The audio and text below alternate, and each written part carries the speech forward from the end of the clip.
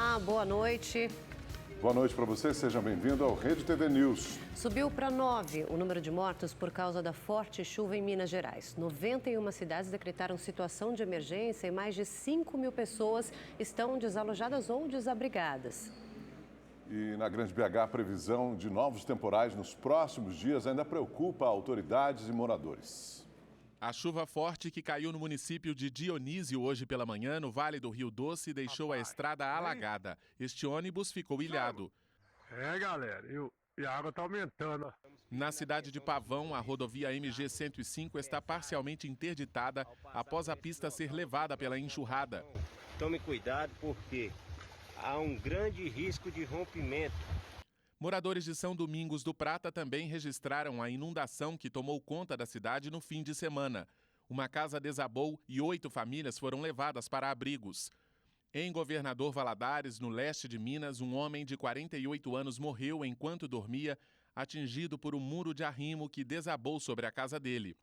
Em Belo Horizonte, a Defesa Civil emitiu alerta para um grande volume de chuva. A previsão é de 200 milímetros até quinta-feira. Aqui no Centro de Operações da Prefeitura foi montada uma força-tarefa para monitorar a cidade. O esquema emergencial de prevenção envolve 75 agentes de vários órgãos e corporações, entre eles Defesa Civil, Guarda Municipal e Corpo de Bombeiros. O monitoramento é feito 24 horas por dia. Os mapas do Serviço de Meteorologia mostram a quantidade de chuva em cada região da capital mineira. 3.200 câmeras espalhadas pela cidade também ajudam no controle das ocorrências. Quando a previsão de temporais é confirmada, as vias com risco de grandes inundações são bloqueadas com antecedência. Você pensa que não é de uma vez, não dá tempo de fazer nada, só de correr. O Wellington é motoboy e evita algumas regiões de BH quando chove forte. É o caso da Avenida Bernardo Vasconcelos, onde motoristas foram levados junto com os veículos no começo deste mês. Não tem como parar, né? A gente evita esse lugar assim, mas quando a chuva cai de repente tem que parar, né? Alaga do nada. Os comerciantes da região ainda se recuperam das perdas do último alagamento. A sapataria do Geraldo foi uma das lojas mais atingidas. Não bastasse o prejuízo, os clientes passaram a evitar o local. Não sei nem por onde começar, porque não tem dinheiro, estou descapitalizado. Ainda perdi tudo ainda. E a situação é essa aí que você está vendo aí. Sujeito até acontecer de novo, né? Em Sabará, na região metropolitana, idosos que vivem nesta casa de repouso estão apreensivos com a possibilidade de mais chuva. Há uma semana, eles passaram por um grande susto com a inundação que atingiu o local. Tivemos muitas perdas, aflição demais, foram momentos de muita aflição. Moradores da cidade histórica estão preocupados também com os deslizamentos de terra e quedas de encostas. Esta rua foi totalmente tomada pela lama. Muito triste. Infelizmente, aqui dá vontade de ir embora daqui. Veja agora outros destaques da edição de hoje. Por 6 votos a 5, STF derruba o orçamento secreto. Supremo Tribunal Federal declara texto inconstitucional. Um acordo de 1988 entre Brasil e Colômbia permitiu que um traficante colombiano fosse trazido de volta a Pernambuco para cumprir pena por tráfico de drogas. O colombiano de 42 anos, que não teve identidade divulgada, desembarcou no Recife após uma operação comandada pela Polícia Federal de Pernambuco. Ele é apontado como integrante do Cartel de Cali, um dos principais fornecedores de cocaína do mundo. Localizado em 2019 pela Interpol, a Polícia Internacional, ele teve a extradição autorizada pelo governo da Colômbia somente em julho deste ano. Policiais federais de Brasília e também de Roraima foram até a Colômbia e voltaram ao Brasil com o preso, o qual foi entregue para policiais federais pernambucanos. Após a entrega, ele foi escoltado com forte esquema de segurança para fazer exame de corpo de delito no ML e deverá ficar à disposição da 4ª Vara da Justiça Federal de Pernambuco. O colombiano morava em um sítio em Sirinhaém, na zona da Mata do Estado, onde foi preso pela Polícia Federal em maio de 2015, sob acusação de tráfico internacional de drogas e associação criminosa. Segundo as investigações da PF daqui de Pernambuco, o colombiano fornecia cocaína para países como Brasil, Paraguai, Colômbia e Bolívia. Depois de ter prisão preventiva revogada, o traficante passou a responder em liberdade e fugiu do Brasil. Os policiais federais chegaram à Colômbia para buscar o estrangeiro na última segunda-feira. No primeiro dia da greve realizada pelos aeronautas, 2 horas de paralisação causaram transtornos em pelo menos 13 aeroportos de todo o país. Pois é, a categoria pede reajustes salariais e melhores condições de trabalho e rejeitou uma proposta das empresas. Bastaram 2 horas de atraso para que o embarque do aeroporto de Congonhas, em São Paulo, ficasse assim, completamente lotado. Luiz e a família chegaram cedo. O destino, Balneário Camboriú, em Santa Catarina.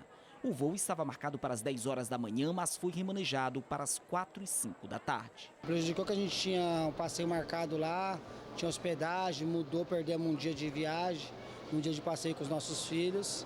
Afetou bastante, né? Devido a isso aí, perdemos um dia de passeio lá na cidade. A paralisação ocorreu das 6 às 8 horas da manhã. Pilotos, copilotos, comissários de bordo, mecânicos de voo, navegadores e radiooperadores de voo cruzaram os braços. Segundo a Infraero, em Congonhas foram registrados 70 atrasos e 17 cancelamentos. Em Guarulhos, 10 voos tiveram o horário de partida adiados. No aeroporto Santos Dumont, no Rio de Janeiro, 11 voos foram cancelados e 8 sofreram atrasos. Em Brasília, 2 voos cancelados. Em Confins, no Aeroporto Internacional de Belo Horizonte, um pequeno grupo de pilotos e comissários fez um ato próximo ao ponto de embarque. De acordo com a concessionária que administra o aeroporto, houve 2 atrasos e 1 cancelamento. A categoria cobra por melhores condições de trabalho e reajustes salariais acima da inflação. Ontem, os aeronautas se reuniram para analisar uma proposta feita pelas empresas, intermediada pelo Tribunal Superior do Trabalho, mas a rejeitaram. A proposta ela não atende nem o pedido econômico e tampouco o pedido social. Os tripulantes eles tinham uma pauta de recomposição inflacionária juntamente com ganho real. É uma categoria que já vem há pelo menos 2, 3 anos sem minimamente ter seus salários recompostos, né? Teve muita perda nesse período. A partir do momento que uma nova proposta possa surgir por parte das empresas, ela será deliberada pela categoria. Se a categoria aprovar, a greve está suspensa. Mas até lá, as manifestações continuarão. O ex-governador do Rio de Janeiro, Sérgio Cabral, aguarda a chegada de um documento para ir para casa, onde vai cumprir prisão domiciliar. Ao vivo, o repórter Tony Vendramini tem mais detalhes para a gente. Olá, boa noite, Tony.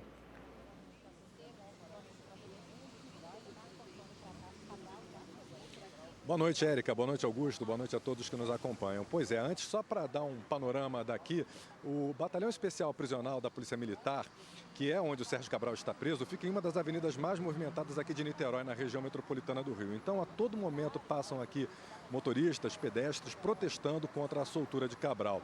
Para o Cabral deixar o BEP, ainda falta um oficial de justiça chegar aqui com o alvará de soltura.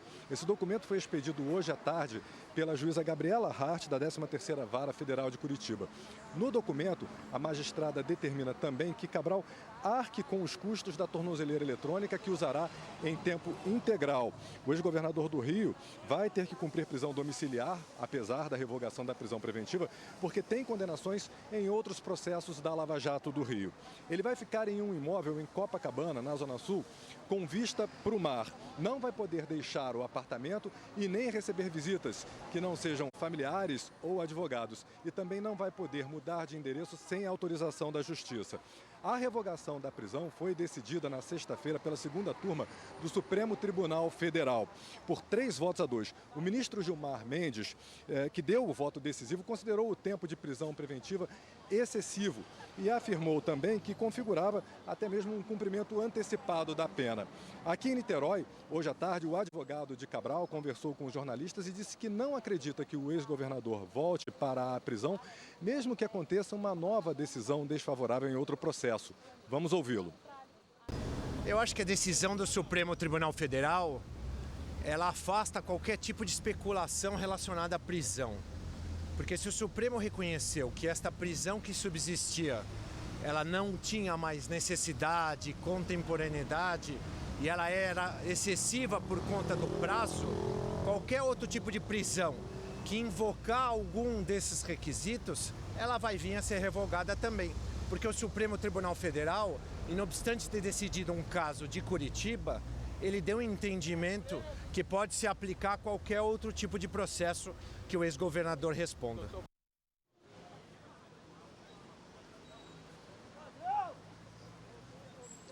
O advogado de Cabral afirmou também que o ex-governador não deve dar nenhum tipo de pronunciamento, não deve fazer nenhum tipo de pronunciamento por enquanto e que Cabral quer apenas estar na presença da família. O advogado do ex-governador afirmou ainda que Cabral era o único preso, né? Ele lembrou que Cabral era o único preso da Operação Lava Jato que ainda estava na cadeia. Ao vivo de Niterói, Tony Vendramini para o Rede TV News. Obrigado, Tony. E o ministro do Supremo Tribunal Federal, Gilmar Mendes, determinou que recursos para pagamento de renda mínima estejam fora do teto de gastos. A decisão pode, inclusive, garantir o Auxílio Brasil em R$ 600 sem passar pelo Congresso Nacional. O repórter Igor Damasceno acompanha os desdobramentos e tem agora, ao vivo, os detalhes para a gente. Vamos a Brasília. Boa noite para você, Igor. Olá, Augusto, boa noite a você, a Érica, também a todos que nos acompanham. É isso mesmo, a decisão do ministro Gilmar Mendes permite que o relator do orçamento de 2023, senador Marcelo Castro, viabilize e consiga crédito extraordinário para que programas de transferência de renda estejam fora do teto de gastos. O ministro atendeu a uma ação protocolada pelo partido Rede Sustentabilidade, que alegou que é dever do Estado usar todos os mecanismos possíveis para amparar a população mais pobre em tempos de crise financeira, além de conceder ao próximo governo mais dinheiro do que estava previsto para programas como merenda escolar e farmácia popular. A decisão do ministro pode ser usada como Lula como um plano B, caso a PEC da transição não seja aprovada na Câmara dos Deputados. A proposta deve ser votada amanhã e depois que o STF derrubou o orçamento secreto, usado como moeda de troca nas negociações, aumentou a expectativa para reprovação ou alteração do texto entre os deputados. A decisão de Gilmar Mendes soa como um alívio para o governo de Lula, que está impactado e pressionado por causa da inconstitucionalidade do orçamento secreto. Vamos conferir na reportagem. O voto do ministro Ricardo Lewandowski pegou os parlamentares de surpresa. Na sexta-feira, o ministro teve um encontro com o presidente do Senado Federal, Rodrigo Pacheco, horas depois do Congresso Nacional aprovar a resolução que altera as regras das emendas de relator. Lewandowski elogiou a iniciativa e, por isso, a expectativa era que ele votasse pela admissibilidade do tema. No entanto, com a retomada do julgamento, o ministro optou pela inconstitucionalidade e justificou que a resolução é um avanço, mas que ainda não dá transparência aos repasses. A decisão da Suprema Corte foi tomada um dia depois do ministro Gilmar Mendes retirar recursos do teto de gastos para que o próximo governo mantenha o Auxílio Brasil em R$ 600, caso a PEC da transição não seja aprovada na Câmara. Com as duas decisões, parlamentares criticaram a Suprema Corte e acusaram os ministros de não respeitar a independência dos poderes. Câmara e Senado precisam agir, sobretudo o Senado Federal, que tem a missão constitucional de exercer o controle e a fiscalização de atos abusivos de ministros do STF. Após a decisão, o futuro ministro da Fazenda, Fernando Haddad, disse que já esperava uma resposta do STF e defendeu que os parlamentares tenham poder de decisão no orçamento, desde que haja transparência. Eu entendo que há muitos mecanismos de fortalecimento do protagonismo do legislativo na condução do orçamento público, com transparência, discricionariedade, aderência das propostas dos parlamentares aos programas governamentais. Para esta especialista, o STF tem interferido nas decisões do Congresso Nacional somente porque é provocado, ou seja, porque os próprios parlamentares têm protocolado ações na Suprema Corte. A gente precisa lembrar que o judiciário é um órgão inerte, né? Ele é um poder inerte, ele só é demandado. Então, quando demandado, quando questionado por uma ação direta de inconstitucionalidade, por um inquérito civil, por um inquérito penal, é que ele pode dizer o direito. Então, judicialização da política, mas a gente entende também que é um problema das próprias casas, né? Essa polarização política faz com que oposição e governo, oposição e Estado não consigam conversar e levam para o judiciário para que possa ter uma terceira voz falando o direito. O Congresso Nacional ainda pode recorrer da decisão. Pelo regimento do STF, os parlamentares têm até 5 dias para se manifestar. No entanto, os ministros da Suprema Corte vão entrar de recesso amanhã e, se houver algum recurso, só vai ser analisado no fim de janeiro. Nos bastidores do Congresso, o que se discute é que os parlamentares estão estudando outros mecanismos para ter direito na condução das verbas públicas. O projeto de orçamento de 2023 previa mais de 19 bilhões de reais para o chamado orçamento secreto. Com a inconstitucionalidade do tema, os parlamentares devem votar a forma de distribuição seguindo a Lei de Diretrizes Orçamentárias, que vai ser analisada em plenário ainda nesta semana. O futuro ministro da Fazenda, Fernando Haddad, anunciou mais 2 nomes para compor a equipe. Annelise Almeida vai comandar a Procuradoria-Geral da Fazenda. Ela é subprocuradora da Fazenda desde 2006 e atuou na subchefia de assuntos jurídicos da Presidência da República. Haddad também confirmou que o procurador Gustavo Caldas será subprocurador do setor. E o presidente diplomado Luiz Inácio Lula da Silva se encontrou pela manhã com a presidente do Superior Tribunal de Justiça, Maria Tereza de Assis Moura, e com outros 25 ministros da corte. No encontro, que durou cerca de 1 hora, o petista defendeu uma relação harmônica entre os poderes judiciário, executivo e legislativo. O Tribunal Regional Eleitoral de São Paulo entregou os diplomas para os políticos eleitos no estado nas últimas eleições. O ato atesta que os candidatos e candidatas escolhidos pelos eleitores estão aptos a tomar posse dos cargos. A cerimônia da diplomação foi realizada na Sala São Paulo, no Centro Cultural Júlio Prestes, região central da capital paulista. Além de Tarcísio de Freitas e de Felício Ramute, governador e vice eleitos, foram diplomados 94 deputados e deputadas estaduais, 70 federais, além do senador Marcos Pontes e seus 2 suplentes. A cerimônia ocorreu em ordem, todos se manifestaram favoravelmente ou não às pessoas de sua preferência. E esse momento é um momento de coroamento, como eu disse no meu discurso, que representa uma chegada daqueles que venceram e agora uma partida para o exercício dos seus respectivos mandatos. A entrega do diploma acontece após o término do pleito, a apuração dos votos e o vencimento dos prazos de questionamento e processamento do resultado da votação. Tarcísio de Freitas foi diplomado governador de São Paulo após vencer a disputa eleitoral no segundo turno contra Fernando Haddad, do PT. Tarcísio de Freitas é bacharel em Ciências Militares pela Academia Militar das Agulhas Negras e engenheiro civil pelo Instituto Militar de Engenharia. Também tem MBA em Gerenciamento de Projetos pela Fundação Getúlio Vargas e cursou uma especialização em ampliações militares pela Escola de Aperfeiçoamento de Militares. Ele deixou a carreira militar em 2008 e em 2018 foi nomeado pelo presidente Jair Bolsonaro como ministro da Infraestrutura. Tarcísio deixou o cargo em março deste ano para concorrer ao governo de São Paulo. A posse do novo governador será no dia 1º de janeiro de 2023. Em Minas Gerais, o Tribunal Regional Eleitoral do Estado também realizou a diplomação do governador reeleito Romeu Zema e do vice na chapa Matheus Simões, ambos do Partido Novo. 53 deputados federais, 77 deputados estaduais e o senador Cleiton Azevedo, eleitos no último pleito, também participaram da solenidade em Belo Horizonte. Em cerimônia, a Força Aérea Brasileira apresentou os 4 novos caças F-39 Gripen que vão operar na base aérea de Anápolis, em Goiás. Os aviões são os primeiros de 36 comprados pelo Brasil em 2014, no governo Dilma, a um custo de 20 bilhões de reais.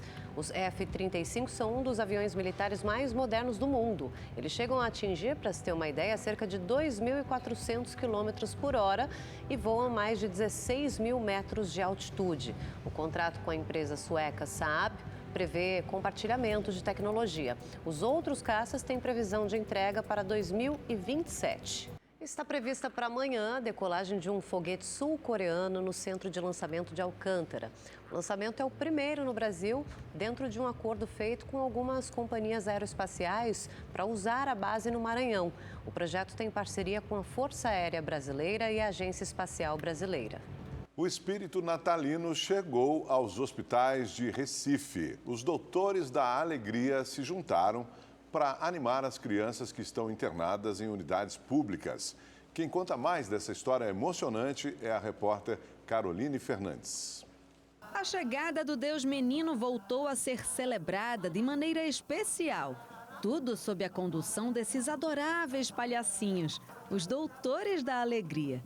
A doutora Mona Lisa é a Virgem Maria deste alto de Natal. Às vezes eu me confundo um pouco, sabe? Errar a hora do parto, mas coisa de palhaço. Palhaço não, de médica, que eu sou médica, na verdade, né?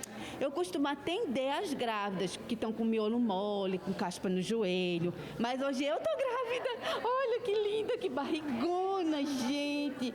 O anjo Gabriel, todo enfeitado, com longas asas azuis, recebeu uma mensagem na hora da nossa entrevista. Eita, peraí. Eu acho que eu recebi uma mensagem agora. É uma mensagem de renovação, é verdade. A gente renovou tudo, renovou até figurino. O cortejo natalino segue pelos corredores, levando cura e despertando risadas por onde passa. Um momento divertido para o pequeno Eric, que se recupera de um transplante de fígado. É tudo legal, gente boa, bom demais. Os doutores da alegria não se apresentavam desde 2019, antes da pandemia. Com este alto de Natal, os atores lembram a pacientes e acompanhantes da mensagem que atravessou os séculos.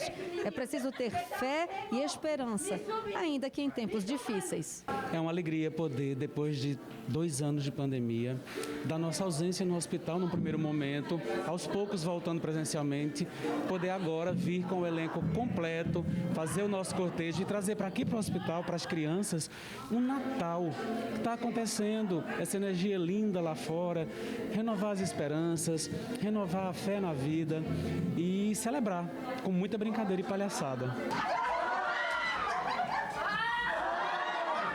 Depois de levar alegria para o hospital inteiro, a trupe improvisa um presépio, com direito à estrela guia, os 3 reis magos, animaizinhos e, claro, garantia de boas risadas.